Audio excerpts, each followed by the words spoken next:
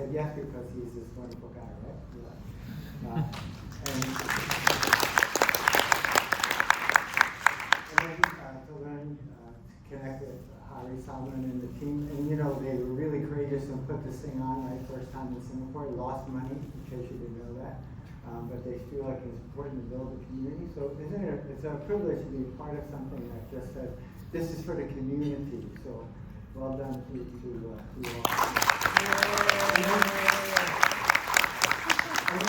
We just found out literally a few minutes ago that our work overlaps in the acronym ODD, because I consider myself Org Development and Design, which is also their name, so it's a very cool thing. Yeah. Yes, I was telling him, oh, now I know where ODD is.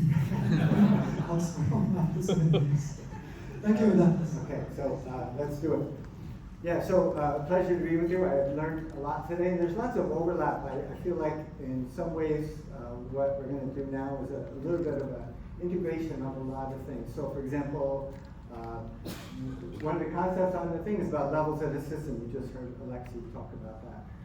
Less is because Scrum went from individual teams to teams of teams, right? So looking at the larger system. So I think there's a lot of overlap.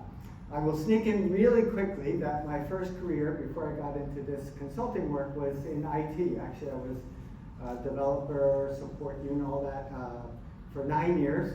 And I was telling Alexi, I think that diagram, the grid I showed, this is the late 1970s, early 1980s. I think we were not even on the grid. Because we literally had, like, just from the user out to the system, there was like 7 different divisions that never talked to each other and just passed things one to the other. So I don't know, it feels even somewhere beyond the left of being functional. But it was good to have a real job before I became a consultant. I say that as a joke. It is a real job. Yeah, I've been doing it for 30 over years, and I wake up every morning with passion, like many of you do, to make organizations healthier and more impactful. And I think there's always work to be done in that area. And that's the other thing. When I was reading the Toyota Way, some of the early works and all this stuff, and I know what we're all committed to, regardless of the language and the tools we use, is have organizations that are more impactful as well as healthy. So I hope that what we talk about helps you in your own way, okay? So in this session, hour or so, aspirations, 2 ideas that I think have been covered. I'm going to, little slight angle on the use of self one. 2 really powerful ideas that alone are very useful for us. Strengthen some self-awareness, expand our capacity to serve, learn, connect with others, and find ways to amplify some of the ideas that we're going to cover here. And I will say that because our language and the tools that many of us in the room use, I would say at this point, as we go through this, to take it to your own context, like the people you work with, the work you do. I think, again, some of the tools we use is a little bit different, and the language, but again, it's all I think these principles are quite universal in that sense. By the way, I've been from there watching and realizing, I'm now realizing how hard it is to stand in front of the room, for those of you who did this earlier, because you have the light shining in your face. Yes? You went through this earlier today, yeah? Sophia, Victor, Lexi, and all that. Okay, so the reason I called it flourishing is because you know, I think there's this idea of flourishing and thriving despite the challenges that we face. I just want to say it's a state where we experience positive emotions. Actually, I don't want to read the definition, if that's okay. I think you can have your own definition, but I will send around the slides and all that. My simple definition is to continue to be better versions of ourselves so we can serve other people better. I guess it's really the simplest version. The 2 concepts are use of self and levels of the system that we're going to put together. Use of self says, and I'm sure you may not have the same language, but any helping profession at all in the world will say that it's not just the tools we have, but it's also who we are. Who we are that works in teams, who we are that that meets with our clients, our stakeholders. It's who we are, not just the stuff that we have in our toolbox. Dave Jameson calls it the conscious use of one's whole self-being to be effective in whatever current situation we're in. If we were to show up in the same way to every place we're in the same way all the time, sometimes it's going to be effective, sometimes it's not. So how do we tune in to who we're with, what's the context, what do those customers need and the citizens need, and tune into that. And Mia Chung Judge, one of the, I guess, really great practitioners in this field of organization development, she has a quote I think of every day, and I think every one of you can relate to this in some way. If we want to serve the organizations, our clients, our stakeholders, our teams, if we want to better serve other people, then it's our responsibility to be better human beings, to improve ourselves, to be less judgmental, to learn more, to do all the things we need to become an upward spiral. So whether it's coding, whatever these things are, how do we get better as being a human being so then we can better serve? So that's this definition of that. All right, I'm going to do one more thing to set up this use of self. This is not about teaching, but I think the lesson is quite about the same. So the question that this educator asked years ago was, what do you teach? If you're a teacher, what do you do? Scrum or Agile, whatever. That first question is pretty easy. The second question is, why do you do it? A little bit harder, but you can probably still answer that. Then the third question is, who are you that does it? In this case, teaching, but who are you that does what you do? So I thought because there's lots of diversity in the room, we would actually do a, oh no.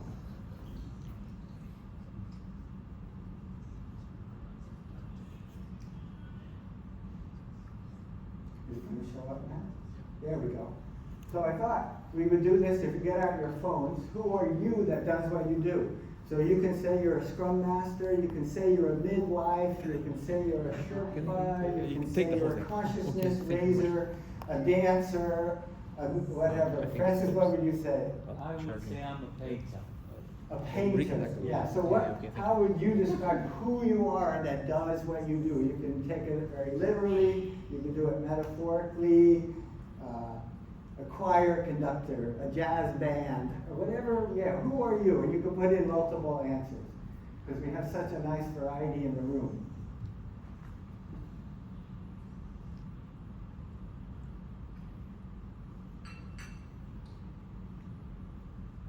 To reveal some of we got here. Oh, sorry, I meant to do this as a word cloud. Okay, we can catch it. A ship,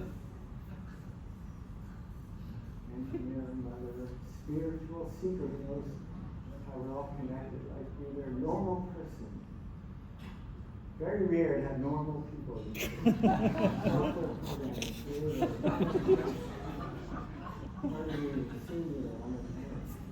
And many things, these are beautiful. Humble servant, children. Those are great. I kind of caught the word shit in there somewhere, but what did it say? Shit stir? Or is that what it was? Did anybody catch it? I caught it. Get shit done. Okay, that's another version. I do know many people, including Leanne, whose quote I just showed, who actually will describe herself, one of her goals as a shit stirrer. To make things better. Okay, you get the idea? So this part of use of self is who we are and what we bring. So I'm going to offer you a buffet of tools. They're all very practical. And again, think of your context, the work you do, your life, and see which of these things on the buffet are useful for you. We've got 6 tools to think about you, each of us as individuals. We've got 5 tools to think about how we partner with other people, and another 5 about how do we make sense of large systems that we all play. All right, so these are the 3 levels of the system. So this is self, self goes out, but we're going to start with the intra work. Then we're going to look at how do we interact, again, conversations, people we know their names, people we work with. We're not going to talk about teams. We could do a whole day just on a few days on teams, but we will talk about how do we work with other people, and then we'll go out to the larger system. Okay, sound like a plan? All right. So here's the tools for the interest stuff. So I learned this years ago, and I wish we would. Actually, where's Craig? Where's Craig? Is he still here? So when I heard all the things he said this morning about how education will change, I started to think about maybe we can actually learn and as kids how to be a good human being, like how to be in relationships and how to be teams. Because if we don't need to do all the subjects the way we do them, then we can learn human beingness. How's about that? So this to me is one of the very nice tools that I think is life-changing, which is we all have to do this. Why do we have to be this? So like I often think about when I'm going into a meeting, not just what do we need to do in the meeting, but how do I need to be? Every one of us here, there are some meetings we go into, and you know what? It's time to be assertive, because we know we might get bullied by other people who have very strong opinions. Other times we might want to go and be very curious. I did a thing, some of you here from VDB years ago, I was doing a thing with VDB, I gave them all kinds of tools. I said, oh, this was great, it was so helpful. Then 2 years later, I was talking to one of the people in the meeting, and she was so nice enough to tell me she was so not impressed with me when we first met. We had become friends, but she said, I was so not impressed with you. I'm like, tell me more. She says, you're so friendly. She says, I really like all your tools, I love your ideas, but my goodness, I didn't want a friend, I wanted a consultant to help me. And she said it was overly friendly, and I'm guilty. And I realized that sometimes I turn people off, especially the first time I meet them, by being overly friendly. So all of us have the same thing, whether you're overly friendly or overly aloof or whatever, if we show up the same way all the time, some people are not going to appreciate us, and we're not going to connect with people the way we want. So there's tool number one, think about, as to go along with your to-do list, to have a to-be list, how you want to do, number one. Okay? The success of an intervention depends on the interior condition of the intervening. Okay, the second one, this has come up in different forms today, but really think about what are we learning, what we do well. And by the way, some people say, you know, I really hate the journal, I hate that journaling stuff. That's not me. I'm like, why can't we just sit in a chair or lay in bed at night and think about it, right? Of course you do this after a project and all that. So this is more of a reminder for everyone. What is your form of reflection that works for you to make sure you're learning? The most masterful human being I have ever met in my years, he asked those 3 questions every day for his entire life. He's a master at about 8 or 9 different things. Everything from a chef to Aikido to being a consultant. The list goes on. Skiing Hall of Fame, all these kind of things, because he did that every day for 40 years.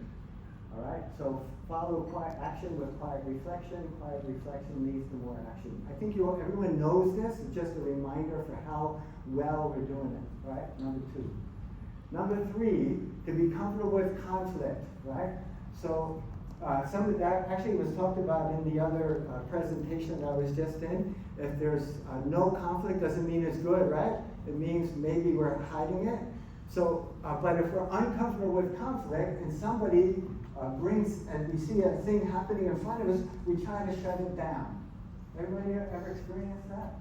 So people are disagreeing, and there'll be somebody there who likes peace and says, everyone calm down, let's move on, and let's agree to disagree. Actually, if we're really comfortable with conflict, and that goes with our personal lives and our home lives, this is in relationships, the importance of being able to disagree in a healthy way, right? So how do we do that? When we're comfortable, we can watch conflict happening in front of us, and we can make a decision about whether or not to intervene or how to intervene. I was once with a guy, we had 60 people in the room, this is in the Singapore Public Service, and we had people in the front of the room yelling and screaming at each other. And I mean screaming at each other. And him and I We're pretty okay with conflict. And we were like, should we step in or not? Let's give it another minute or so and see if it plays itself out. And then what happened was somebody in the group stood up and went up to the person who was yelling and screaming and apologized, and I'm so sorry. And the person just calmed down. If we had intervened, that never would have happened. So notice that we had to be comfortable with enough to not like freak out and step in when somebody was screaming in the room. By the way, sometimes you might want to stop people from screaming in the room, right? But you get to make the call. All right, so really important. And this is also in personal life. If you know anything about John Gottman's research on marriage, you know that one of the big things is how to handle when we have differences with our partners. Okay, the next one is power. So this one I learned, and I've inserted here because Peter Block, one of the OD pioneers, he said this thing about treat senior leaders as neighbors. I'm not sure about you, but when I was younger, or actually until I really learned this, like senior people were like gods. You know that? Like they're really godlike. So if you're a little bit younger, it's pretty easy, even when we're older, and the person is more senior, it's pretty easy to be like intimidated by people with power. And then you know what happens? The person asks for something that we are not totally comfortable with. If we're not careful, we say yes. Or a couple of you were asking questions about how do you get management, top management buy-in came up a few sessions today, which I also agree is important. And if we're not comfortable with people with position power, we give in too easily and we back off. So how do we just understand that we're all trying to make things better, and we have something called purpose power. And the work that we all do, even if we don't have the position power, the corner office with a window, although sometimes I'm not sure about you, if I go to a coffee shop or someplace or a cafe, I do try to find the corner thing with a window, so at least have some experience of a window office, even if we're not going to get it in the big building. So how do you treat senior leaders? Yeah, I know it's really corny. Thanks for laughing. So how do we treat senior leaders as neighbors? It's respectful, it's nice, and we level off the playing field. I could tell stories about that. Okay, two more. So so as human beings, I think we all make judgments, we all have opinions. I think that's normal, right? The question is about this person, about that group, about that organization, about that leader, about whatever it is. And I think the key, and I heard this metaphor years ago, and I found it life-changing, is to treat that we have a choice about the opinions. Everybody, look around the room, look at some face, make up a story about their life. It's so easy to do, and you never even know the person. Maybe you don't even know their name. You can make up stories about people, yes? Is that what you do? You make up stories where we are meaning-making machines, according to Bob Keegan, or story-making machines. And so the key is, when we make up stories, is how do we hold those stories? How do we hold our opinions and judgment? It can be like an ice cube, and that's just who that person is or who that group is. Or it can be over there, and it can be a lot lighter. It seems like that. That was my experience. That's what I heard.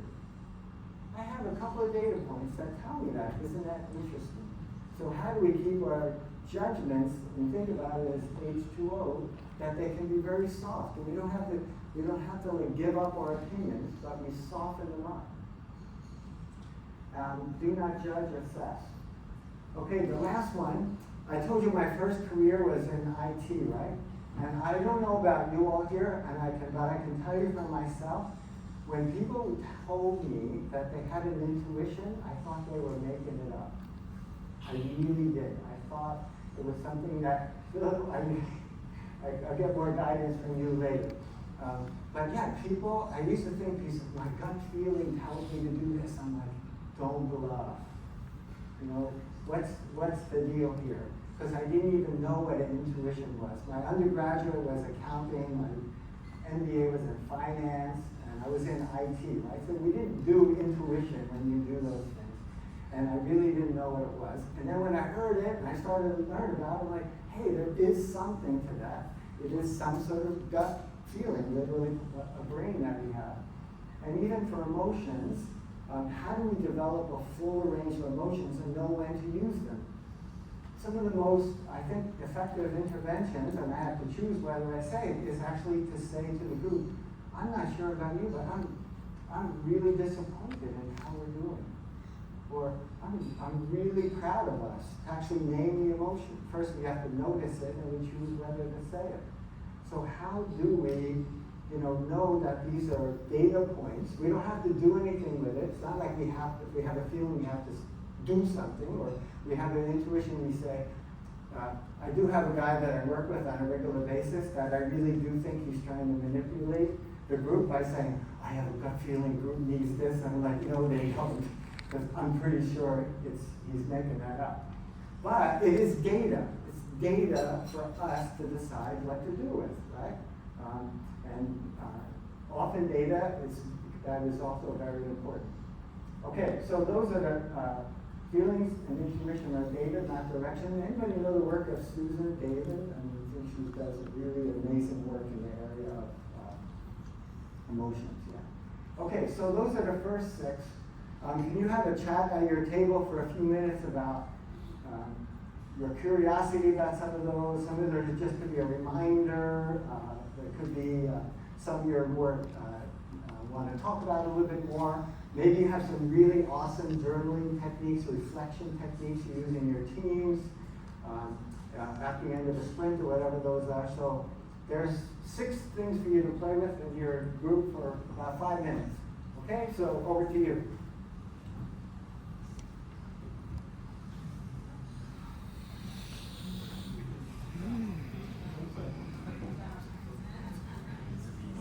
To me, it's quite interesting to have to be list. So because I'm thinking always about skills, not about how to be human beings mostly. So what's next? Going to terrorist course. So, but it's different because it's other type of skills what I have to develop. So that makes me think about what is my to be list for human being. So this reminded me of to be, to do. At some point I had a to don't list. And now I think it's to be or not to be can also be part of it. That triggered me.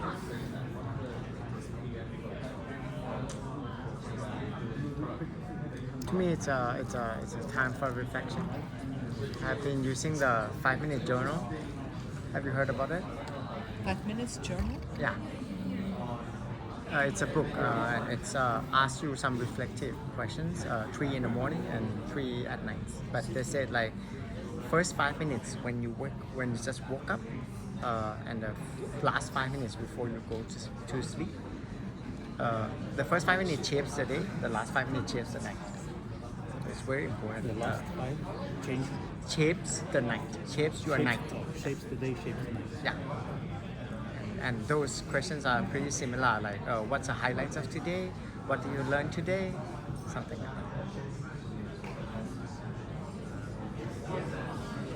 that. Well, I think for me journaling is also a problem. I journal a lot. There's no emotion in it. There's no what? No emotion, So I find it's a problem. I do journal a lot, but only facts. So going retrospective, I'm only at the stage 1, only collecting facts. And then I'm not comfortable with conflicts. That kind of set me up quite often.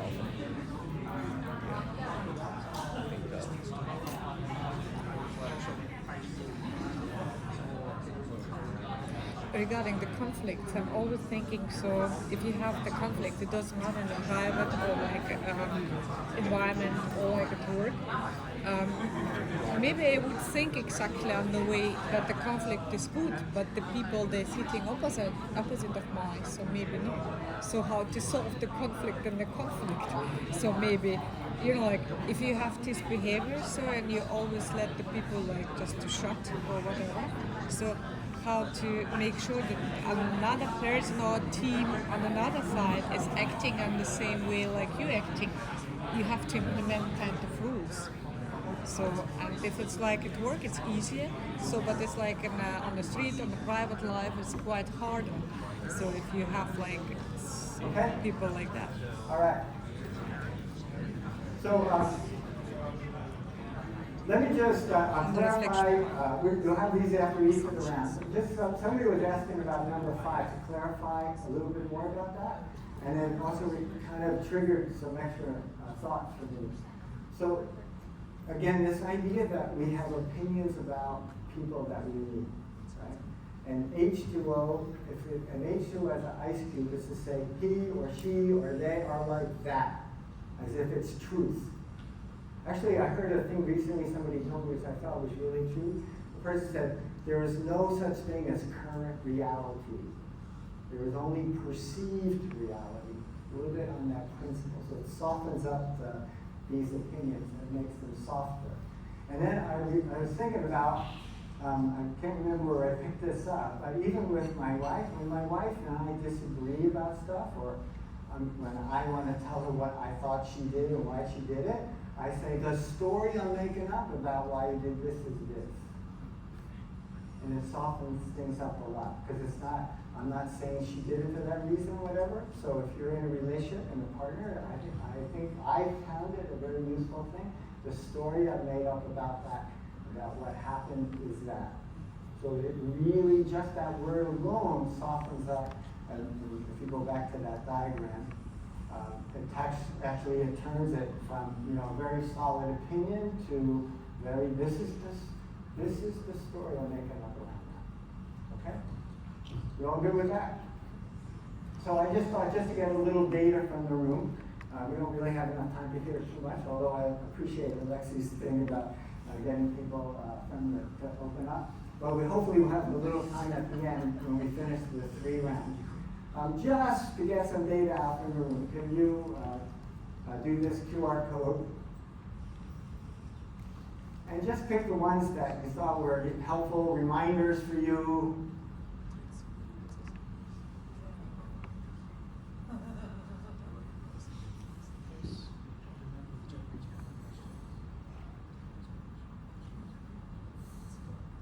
And I'll put the results of these polls into the slides and send them out to the team who can pass them on. And I didn't tell you originally I'm from New York, and I've been in Singapore for 31 years, and I sometimes go into this New York thing talking a bit too fast, and I think I just caught myself doing that a bit, so I will slow down. If I start talking too fast, somebody just throw a bottle of water at me or something. Oh no. I'm okay. Or do something, or give me a sign, or like that, and I will also be more conscious. All right, let's see what we got. So be comfortable with conflict. Yeah, such a key. And time for reflection. And these are just reminders, I think.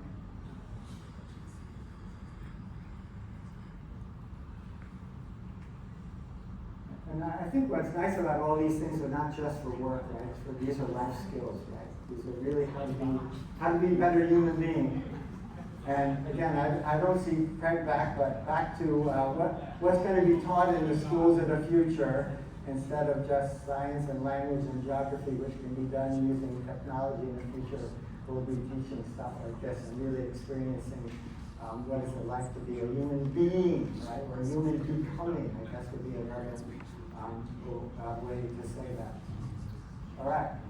So the second person now is we go to when we're working with other people, right? So this is at meetings, conversations, coaching, negotiate, anything like that.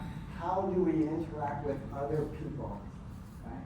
These are people that are at your table. These are the people that we work with in our teams and our organization. So 5, I guess, reminders for that. So 1 is to ask generative questions. I'm not sure about you all, but I can tell you, I know I go to so many meetings where the thing is we sit down and we go right into an agenda. And nobody says, what kind of meeting do we want to have? Or what are we each going to do to make the meeting great? Or if it's a project, what is our picture of success? Not just budgets and milestones or just the agile processes that we use. So it's almost to make everything into a question, a generative question. Who do we want to be? What are your aspirations? Actually, that's what the story of the bank, Jago Bank, is started with the intention, right? How can we make an enriching organization that enriches Indonesians? To start with a generative question of what we want to do, right? Where are we doing this well? If I tell you a very kind of silly, but I think story that makes the point. So in my time, because I do speaking and lecturing and all that, and do facilitation, I get asked by my friends to MC weddings. So I probably emceed like 25 weddings in my time. It's not paid. Please don't ask me. I'm retired. But I emceed many weddings. So I sit with the couple. Imagine it's a couple weeks before the wedding, right? So I sit down, and my question is, what kind of wedding do you want? Does anyone guess what they say? Their response to that? Anybody take a wild guess? Unique one. Huh? Unique. Unique. Okay. That's their second. And their first thing is, what kind of question is that? because they're not thinking about what kind of wedding they're going to have. What are they thinking about? The food and who to invite and who sits with who, what are we going to wear and all, where are we getting our pictures taken? They're not even thinking about what kind of wedding. It's only because of the grandparents and the parents. That's it. So then I say, no, really, what kind of wedding do you want? And they go, and usually it's unique. And they go, so, your wedding is 2 weeks away, is it going to be unique? And they go, well, we're going to show a video, like every other wedding they've ever been to. So it's not very unique. So then we brainstorm, okay, what will make it unique? What will make it meaningful? What will make it different? And then we come up with all these ideas. And they're always very unique and different. But only because it started with the question, how do we make it unique or meaningful or memorable for people? So I know that's a silly example, but if you think about all the meetings you go to, how many meetings or projects really start with the aspirations? And I'll throw in a little team thing. I'm not sure how you do your team launches, but I'm like a fanatic about every project starting with a team launch. And when I do it, there's always 3 components. What do we want our stakeholders to say about us? So that's the external part. What kind of experience do we want to have? So that's the internal. And what do each of us want to learn from being part of that? So the generative question in that case, if we're starting a project, has 3 different levels of the system in it. Okay? So that's the next tool. And I love this quote. Isn't this a lovely quote? Questions are fateful. And I'm pretty sure this guy, I have no idea who this person is, but I'm pretty sure he said it. Because usually if people don't know who said it, it's either Einstein, Gandhi, Mother Teresa, the Nelson, the usual suspect. So it's a quite unusual name. So I'm pretty sure this person said this. Questions are fateful. And what kind of questions lead us on? Okay, address power dynamics. This is one thing that really keeps me very passionate about the work I do working with people, and I hope you do too. I find that the younger people and the more junior people often do not speak up unless it's very clear that it's okay, that maybe they're invited. Some people need to be invited. Sometimes quieter people also need to be invited. And when I often ask, so here's my simple rule. If I'm in a meeting for an hour and there's only like 6 or 7 or 8 people in the room, and there's somebody who hasn't said a single thing, I think there's a waste. I'm sure that person has an idea, so I don't put them on the spot. What do you think? Because that's not very polite. I'll often say, you've been hearing us ramble for a while. what are your thoughts about all of this? So make it easy for them to enter. So then they can talk about both the content and the process. And I'm just, every single time, I'm just amazed by what the younger, more junior people, I don't mean to say it's only them, but it's often those folks who need a little bit more permission to come out to say something. They always have ideas. So think about the meetings you go to and the projects you're involved in. Maybe you don't have this issue, but really think about how do you make sure all those voices coming, that's what motivates people. That's a topic that came up. Notice how decisions are made and all that kind of stuff, okay? Group dynamics. Here's one. Alexia, I'm glad I have another comic to show after you showed your earlier comic. Isn't this great? Like, elephant goes to the psychologist. Sometimes even if I stand in the middle room, nobody acknowledges me. And many people think that if you're going to name the elephant in the room in a meeting, that you have to put your career on the line and all that stuff, and it's risk-taking. Now, that is true sometimes, but if we're really astute, when we name an elephant in a meeting, the rest of the people go like, oh, I was thinking about that, but I wasn't sure it was okay. Or, oh yeah, thanks for saying that. So if we're really good at spotting and naming elephants in the room, in a meeting, actually everyone is happy. So there are times when you want to stir the stuff and name elephants that are a little bit more sensitive. I work in the government in the Singapore Public Service for 10 years full time. One of the sensitive things is, I noticed that the scholars are the ones who do most of the talking. Now that is a little risky. It's an observation that somebody makes, but it's not as simple to say as a simple one like, I noticed this topic has come up for the third meeting in a row. I thought we resolved it. I'm noticing that all of our meetings seem to run over. I'm noticing that we seem to be making decisions, but it's not very clear. So we're just naming stuff that is there that nobody else is saying. So when we really do a good job of naming elephants, when we're talking with people or in groups, it can make a big difference for them and for us. All right?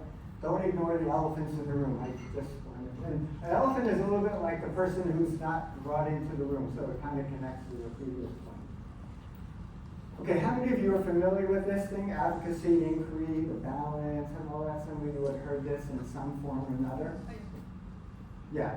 So there is some research that says that high-performing teams do a very good job of balancing advocacy, here's my idea, as well as inquiry, which is to say, what do you think? Does that make sense to you? So some balance of sharing and also inquiring. Years ago, I worked with a lot of organizations on an ongoing basis, and when I said, can I sit on one of your senior team meetings? So they said, sure. So I said, I'm going to sit in the corner and I'm going to take notes. And that's like a process consultant. And I'm going to take notes and I'll share back with you some of my observations about how you meet. Good idea, right? Maybe some of you do that. So I'm taking all kinds of notes. When the meeting ended, it was a morning meeting, and it ended, and I said, can we go around the table? Can you each tell me how many questions were asked in the last 3 hours? So they were like 15, 12, 10, 8, 20, like they all had these pretty good, healthy numbers. And I said, I've been observing you for 3 hours. I'm taking lots of notes. I can tell you there were only 2 questions. One was about the business, and the other one was, what time is lunch? So once they heard that, guess what? They start asking more questions after that. Now, when I work with senior teams, if I go to their meetings, I tell that story, and guess what happens? I don't have to correct them because they do it automatically. But now, what I learned a couple of years ago, that advocacy and inquiry, this very nice idea, is very incomplete. Somebody, and I honestly don't know who did this, but they actually added that it's not just how we share it and not just the number of sharings and inquiries, it's the how we do it.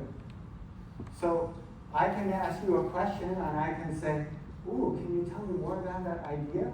How's that sound? Okay? But I can also ask it like, wow, why do you think like that? Same question, same words, but has a very, very different impact on the person. And I know many people, many people, and probably some of you here, that very innocently, very curiosity ask questions, especially if you're more senior, and you ask a question which to you is a curiosity question, and lands on the question, on the person receiving it as an interrogation from a detective. And it's not meant to be deliberate, but that's how it lands on the person, especially if they're more junior. So it's not just when you share an idea, right? Again, I mentioned my story about this, or what my experience is, which is different than we should do it like that. So we have to make a decision about how do we balance the advocacy and inquiry, and then how do we do it? How do we ask questions? And how do we share ideas in a way that generates more from the group? Simple idea, but I think you can get the difference, right? So yeah, so it's not an inquisition, it's more of a curiosity, learning stance, and generating insights from the group. I think this got talked about in many forums today, about how we work in teams, and how do we generate more and more ideas. I bet that happens in your teams that you all talked about at Jazo, right? Like it's more generative. An example I heard in the other room too, about how the people get tracked in the Scrum sessions, about whether the behaviors are helpful or not, right? It's all based on the same principle, right? It's the quality of how you do it. Okay, the last one, I tried to limit this to a few things. Because meetings, we have a whole session just on meetings, and we spend a lot of our time in meetings. Do you all spend a lot of time in meetings? Oh, I don't know. Yeah? Okay, some of you are shaking in your head. For those of you who don't, congratulations. Let us know your secret.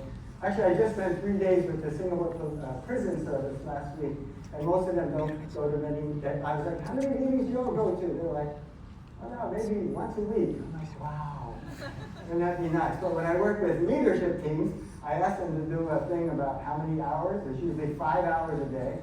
And then I ask on a scale of 1 to 5, how good are the meetings? And the average is about 2.8. So I'm like, something's wrong, right? Something's wrong if we're spending 5 hours a day in meetings and they're mediocre. So we have work to do in meetings, and I'm sure some of you have many better ideas than what I'm about to share, but I'm just going to run through the list. So take a deep breath. If you go, especially going from one meeting to another, everyone take a deep breath and let's get centered. Rotate the chairperson of the meeting if it's a staff meeting, so it's not always the same person. Have a process consultant to observe the meetings, to give feedback on the meetings, like I did mention before. Check-ins, back to the generative questions. What outcome would you like to see? When I work with senior leadership teams over time, I always start with what will you do to make the meeting more effective? Could be ask more questions, be more curious, speak up more, so get people thinking in a more generative state, and then check out like is 1 to 5, how was the meeting? Anybody know idea meritocracy? Ever heard that term before? I see a couple of heads. Ray Dalio has a really great book called Principles, and he had this brilliant insight. He said that when he's the CEO of Bridgewater, this company, and he said when he had an idea, he put it out on the table, and the chances of it getting accepted was like almost 100%. But somebody more junior gave an idea on the table, the chance it got accepted was really low. And he's like, I don't think my ideas are that much better.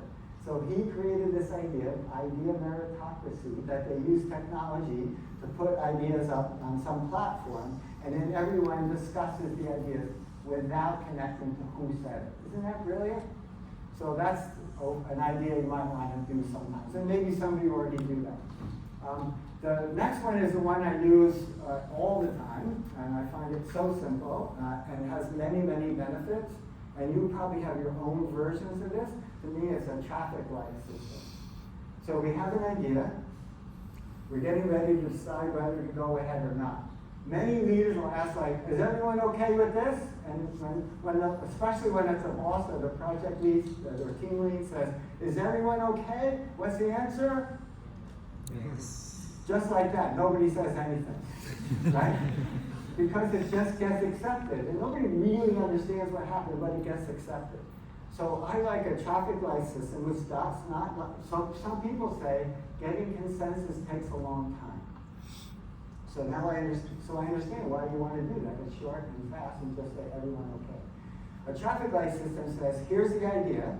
If you really like it, you say green. If you really don't like it, you say red. And if it's okay, you say yellow. And you go around the table. What's your color? Let's do that middle table. Green, yellow, red. Green.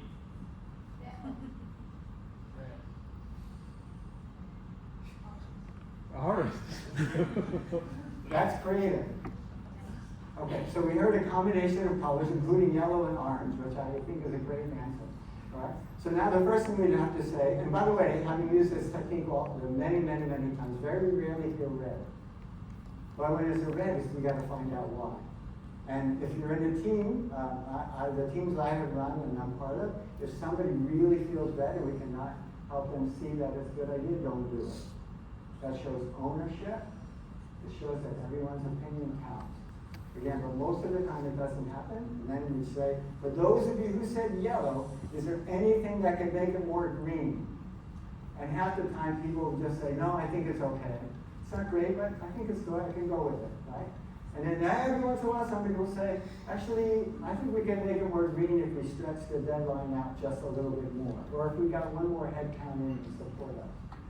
So you get ownership, you get ideas, all at the same time, and everyone feels important. And it doesn't take a lot of time to get that consensus. And then any other, I'm sure you have lots and lots of ideas how to make meetings more joyful and productive. All right? Patrick Lencioni, some of you may be familiar with his work, the functions of a team, the advantage. No action, activity, or process is more central to a healthy organization than a meeting. Amen for that. Okay, so over to your table again. A couple minutes discussion on these 5. Which ones struck you? Which ones you're curious about? If you have really great meeting ideas, share those, whatever. But you got 5 minutes to talk about these ideas. Okay, over to you.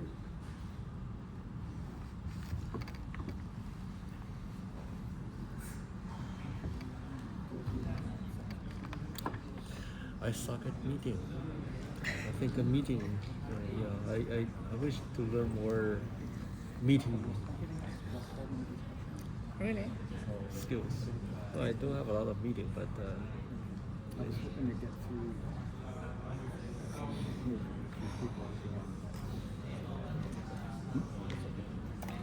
We are not like it. Okay.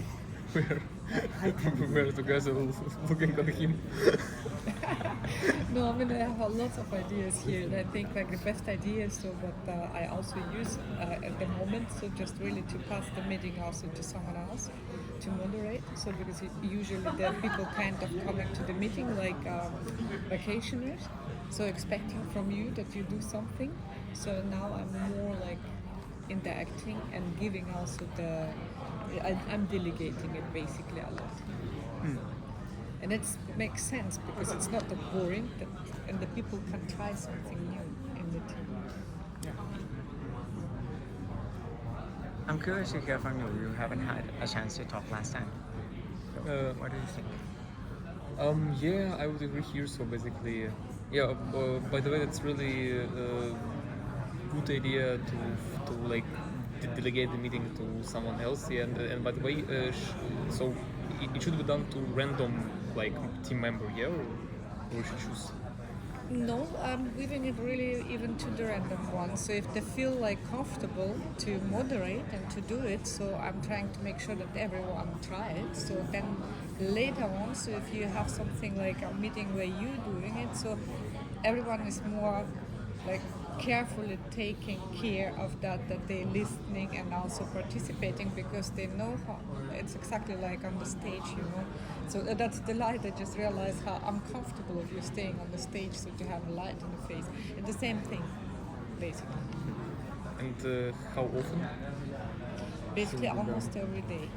No. I mean you mean the exactly to delegate the meetings. rotation? Yeah. Yeah. It's like that's almost daily. every day. So Almost every the day. dailies also and everything. Everyone is doing it. So I'm basically don't do daily at all. By the way. So sometimes I'm joining them. So but don't. So you're like mostly a spectator. I give sometimes feedback. So if it's like really running out of control, kind of, but it's usually done. But it's yeah.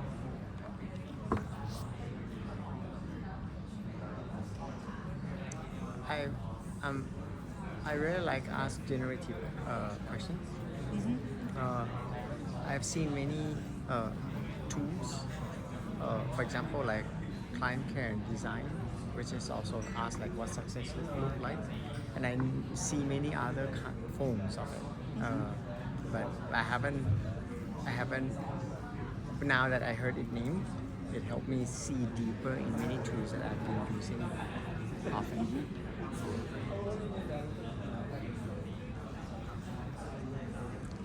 Ivan, what's your opinion on this topic? Poor elephants. Say again. Poor elephants. Oh, poor elephants. You know, in Thailand, this is a sacred animal. And here we're like bashing poor. They're usually the bad thing. Okay, everyone. We need a better name. We'll do a quick poll here, and then we'll move on to level 3. Which ones were helpful, good reminders, just to get some data, which kind of struck in the room?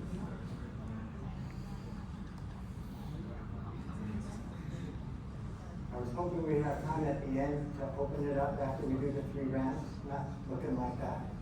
But over drinks. Word drinks.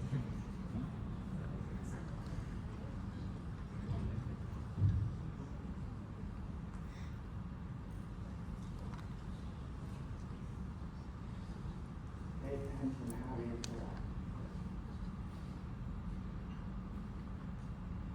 It was a nice addition to that advocacy in 3D model, right? To say not just for what we do, but how it comes out. So obviously that's resonating. Meetings. Generative questions. Even generative questions, like instead of saying, what do you want to eat tonight, what kind of evening do we want? You know, what kind of weekend?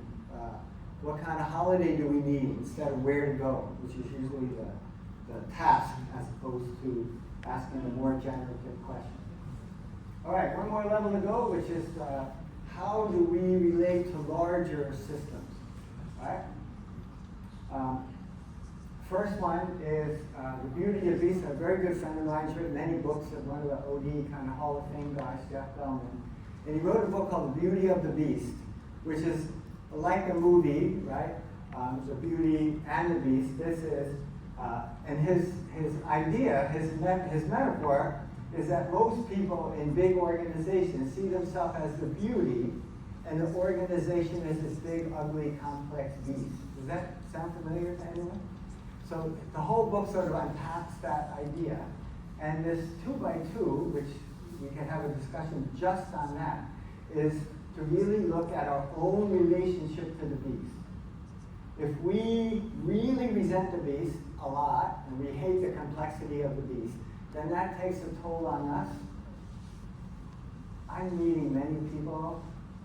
Again, one of the reasons that keeps me very passionate about doing this work, I meet a lot of people who either tell me about what happens when they go home, or what happens when their partner comes home, and they've had a really bad day, and they take it out at home in some way.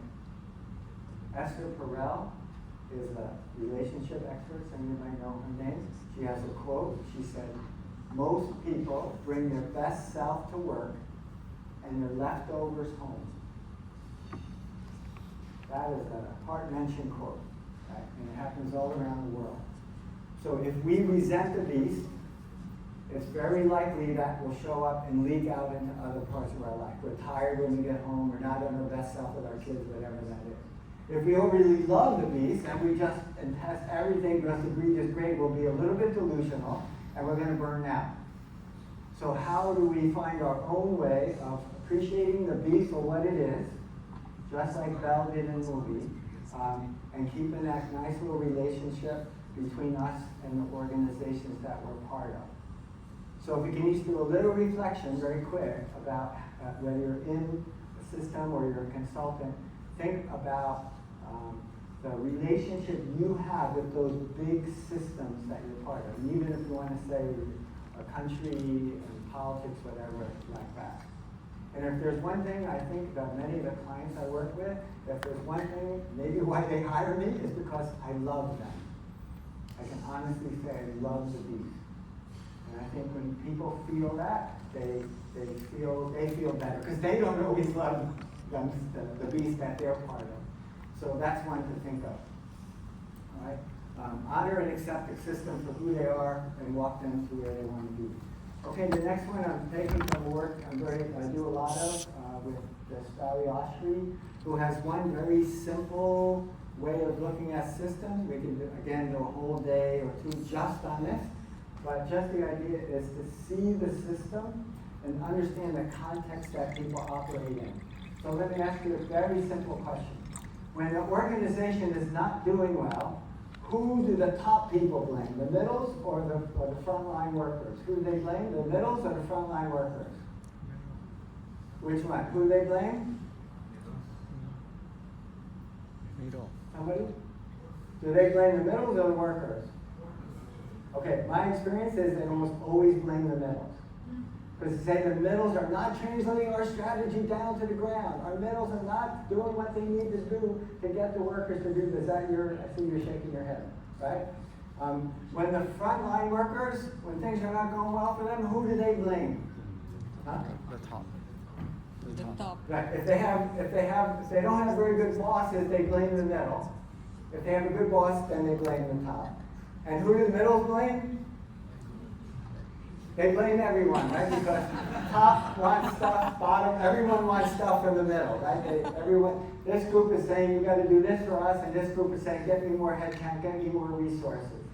So this is a very simple example, and I can send articles as part of the follow-up about this very simple principle. But the point here is these are predictable, systemic patterns that happen in organizations.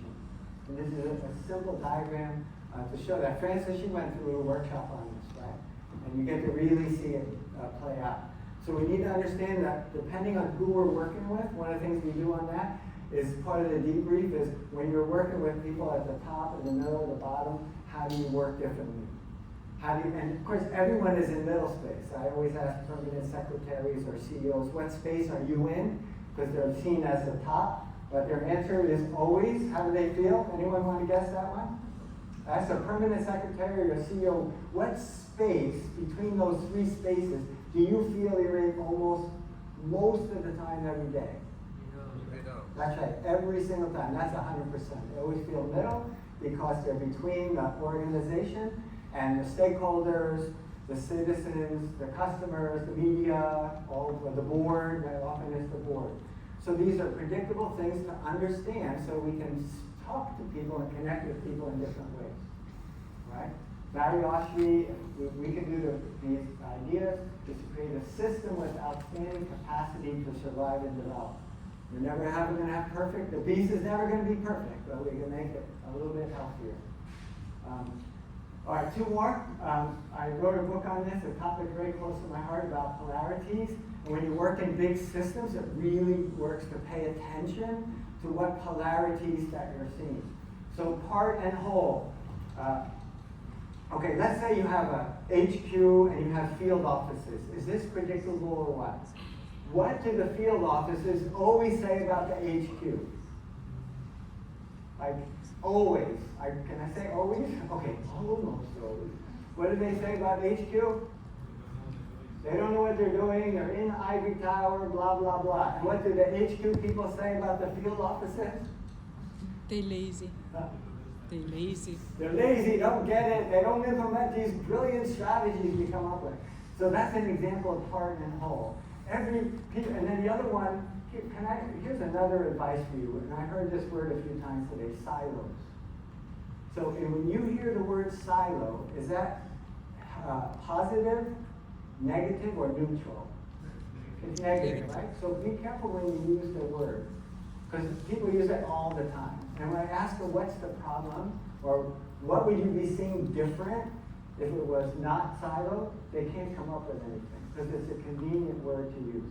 So the thing is, if you have divisions, is by definition, you've been hearing all this stuff about all different teams. By definition, if we're specialized teams doing different work, or we work on a separate product, then we have a different approach that we're trying to take. We have a different thing that we're trying to achieve. It doesn't mean we're siloed. If we're missing opportunities to support each other, that's a silo. So just know that part and whole goes from everyone through. Who was it? Somebody said about the team, and was it you also that stood up and said not just the team, it's individuals, right? Did you say that earlier, Victor? Yeah. So that's what we're talking about. There's no such thing as a team without individuals in the team. So you have to look at the part, which is the four of us that are the parts, and the whole. It exists at all levels of the system, so you really have to pay attention to that. Second one, stability and change. I think most organizations in the world are addicted to change. And they talk about it so much, they create resistance. I don't think there's such a thing as resistance, and then blame people for resisting change, because they talk about it all the time. Change fatigue, sound familiar, anyone? Because we keep talking about it. What about stability? What's changing? What's staying the same? Or values or principles? Or how do we tell the narrative about what's happening? So stability and change is often not recognized, and is one of the most polarities that becomes most polarizing. Performance and people, I think you know that one. Centralization and decentralization came up a lot today. I think starting with Victor's talk about how do you, if you're overly centralized, you're stifled. If you're overly decentralized, we're not sharing information. So how do you find the right models that have both of that? Data sharing and data privacy, you know that one. Candor and diplomacy. And by the way, if you're interested in polarities, I did a TEDx talk a couple years ago, 2 years ago or so. If you go to TED.com and you put in my name, there's a 12-minute talk. Because I compared my first half of my life in New York to the second half of my life in Singapore and in Asia, and I found there's some polarities like are really funny, I think quite amusing. So how are we doing on time? 15 minutes? Okay, so I'll sneak in one more story. No, because this polarity thing, I was teaching it, I learned how to do it, I was teaching it, and people found it so useful, which is why I took on the momentum of that, because they're everywhere in life. So the TED Talk I did, they said, can you do a TED Talk? And I said, I don't really have anything to do. And they said, come on, please. So I thought, okay, polarities is an idea worth spreading, so I did it. And so I couldn't just lecture, right? So I had to come up with a story. So I did this New York first half of my life and Singapore the second half of my life. So what I noticed when I came to Singapore and I was talking to my friends told me that sometimes when they were in primary school, and maybe I don't know about all your countries you're all from, but they would tell me they would come home from school, in primary school, and show their parents that they got a 99 on their test. They'd look, Mommy, Daddy, I got a 99. And any Singaporeans want to tell me what some parents told their kids when they came back? Buncha what? Why are you so careless? I grew up in New York. If you score a 70 on the test and you come home and you show it to your parents, they go, it's okay, we still love you, let's go for ice cream. So I'm like, that is so weird. This one is ridiculously harsh, and this one is ridiculously like not holding children accountable for talking about what happened. So I thought, I came up with all these examples of how the cultures are different, and how can we do hybrid? How can we bring them both together? A little bit like the one in the other room that I talked about. We have extra like rewards and prizes. Who was the one who talked about that? If you're here. Yeah, the rewards, and so you showed the diagram, right? So you went in, you have this, yeah, and then there's a hybrid. How do you do a little bit of both? And the purpose is to keep a higher purpose, to get the system motivated, right? So So you know when to do this and when to do that. Because you can't use all prizes and not pay people. So you have to, you're doing both. So there's another polarity for the list. And the list of challenge and support. This is if you lead people, if you lead a team, if you're a parent. This is one when I do parent workshops on polarities, the parents always choose this one. Challenge and support. So how, for each child, how do you find the right ingredient and mix together enough challenge and support so your children can be their best? And that would go the same thing if you lead people. All right? And advocacy and inclusion, we talked about already.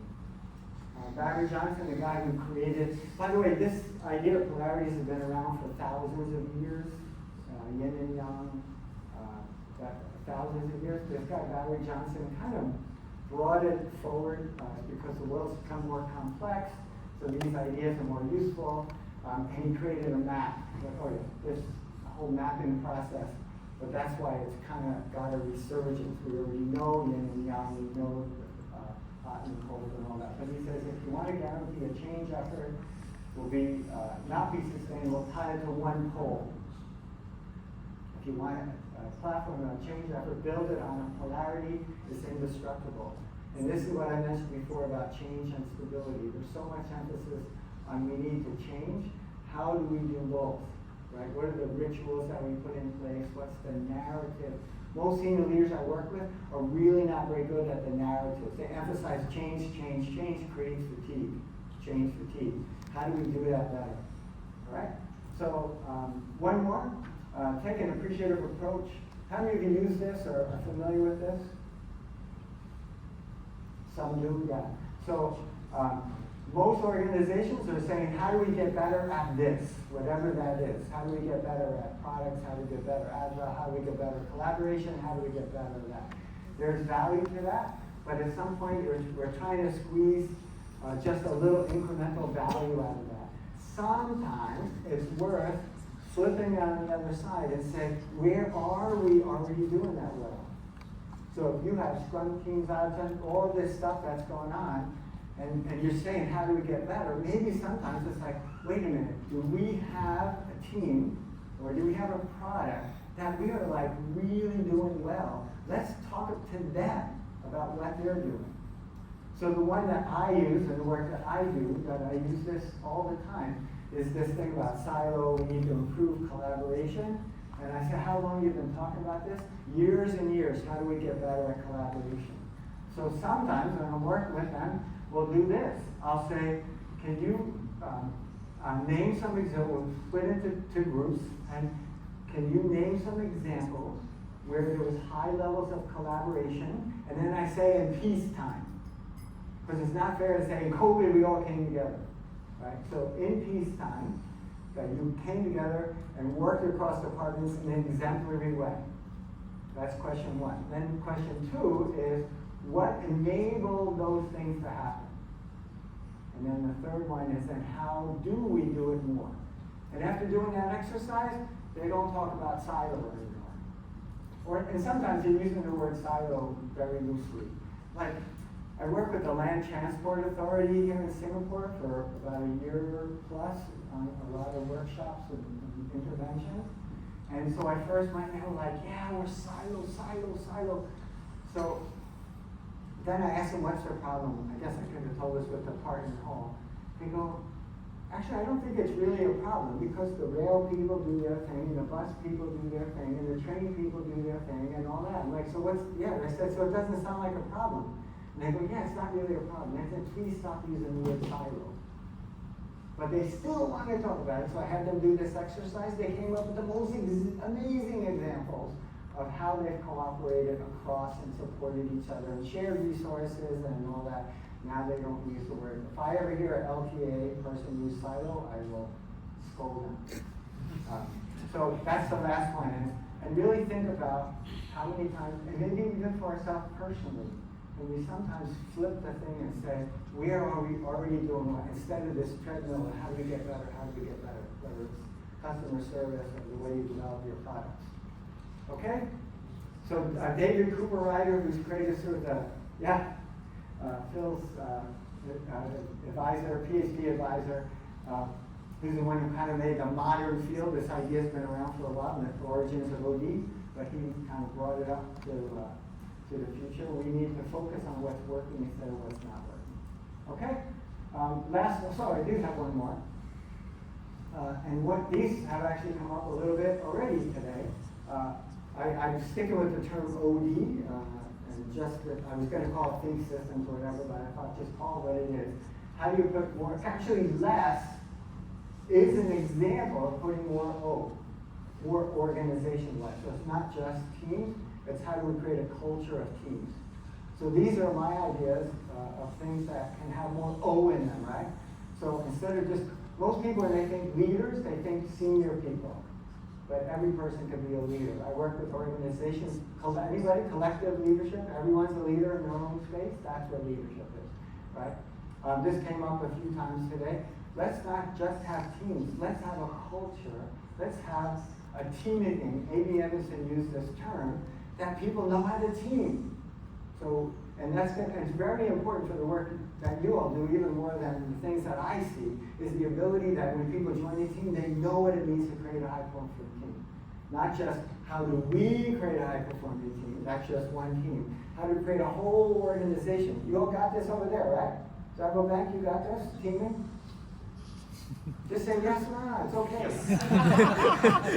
This is a place you can all talk about how great right? So yeah, so they created a teaming culture. Female teams, they hire their own people, they do their own scheduling, they do all that stuff. That's what we want. We don't want to just say, how can we be a high-performing team, right? How do we create a whole teaming as a way of life?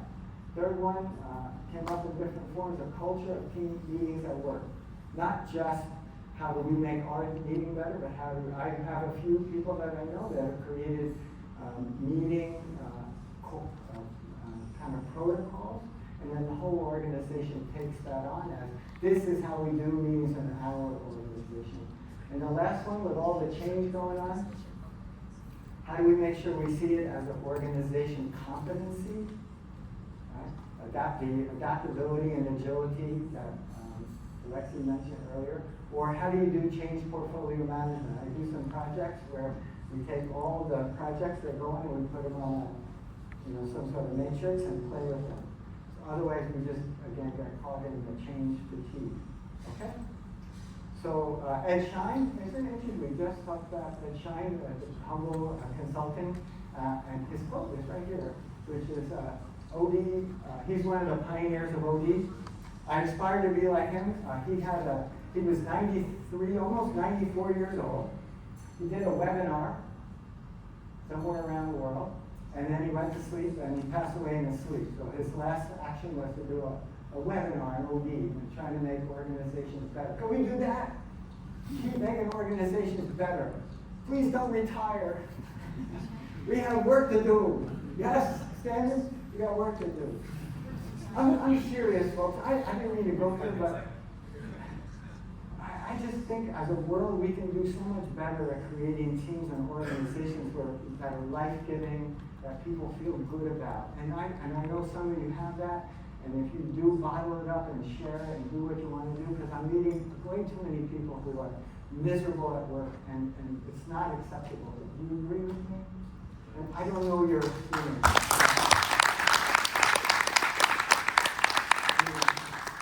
Every little thing we do, we don't know how it can make a difference, but just knowing that everyone we meet, they look okay on the outside. Everyone pretty much knows how to put on a great face, and a lot of people are not very brave behind it. There's a lot of stuff going on.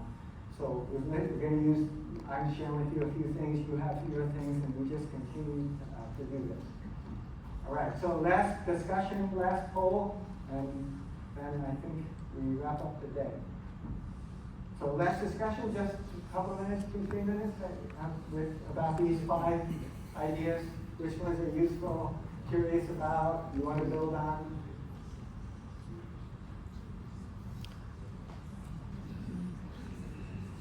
Any of you? 15. We don't do enough. Really? Yeah. There's such a bias to oh, we have a problem, let's talk about it, something is not working. That's automatically everybody default. It takes some to forget. This is actually what gives people energy to think, even think retrospectively. Yeah, we do kudo really often. Appreciation counts. So why I'm thankful to this person. So that was great. This is different. I think kudos are like appreciating people for some small actions, but actually going into, oh, let's analyze what went well, why it went well. Actually spend time in that step. Yeah, but it's a step. I'm not saying that's something, but it's a step, just maybe like if you step on it and the people start to open themselves. So it's maybe the next step will be like this appreciative approach. Because if they never exercise in giving like positive feedback, at least like, Make peace with the beast is totally new to me. and he's right. Make peace with peace. Yeah, this the Make first peace one. with the beast. With the beast, the first one. You missed this part. No, I didn't. I was standing behind. The beast is the organization. Yeah, I saw it. I'm really struggling answering like how hating it helped me.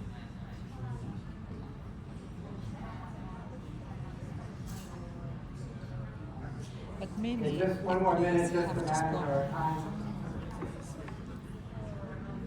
At least in the organization where I am, so approximately maybe every second person, if not almost everyone, has this problem with the organization. This I is think a I crash believe course in no meeting. I believe.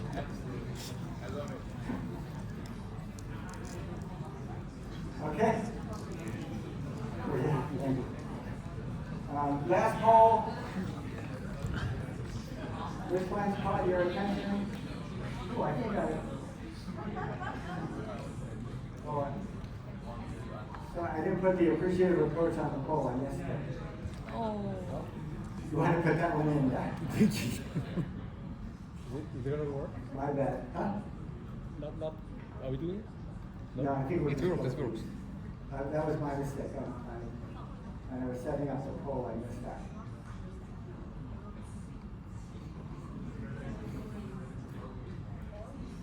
Actually, and it's because I added it fairly recently. I've learned this that many times, but it's because I kept running into this thing about people just saying, "How do we get better? How do we get better?" And then thought I'd add this into that thing.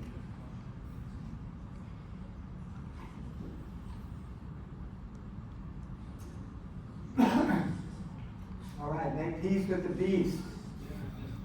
I've been asking a few people today, have you ever worked in a perfect organization? Haven't got anybody work in a perfect organization? One person said they did, but then they told me there was just themselves. It was their own company. I said, that's fair. I said, if you're ever going to have a perfect organization, please be it yourself. But I think when you get a bunch of people together and all the complexity that goes into that, we have to deal with the mess. We learn to love the mess. I think my specialty has become working with organizations that are in pain, and they want to get better. And how do you deal with that? Okay, that's it. Oops. I hope you found a few of the goodies at the buffet in your own context. That's why I offer a lot of ideas. But also just say this, it's the tools, but it's also this framework of thinking about ourselves, how we are as a tool. It's not just tools. We are, it sounds funny to say we are a tool, but we are, who we are is a big part of the ingredient. So I hope you found those helpful. Dave Jameson's final quote, I'll let you just read it.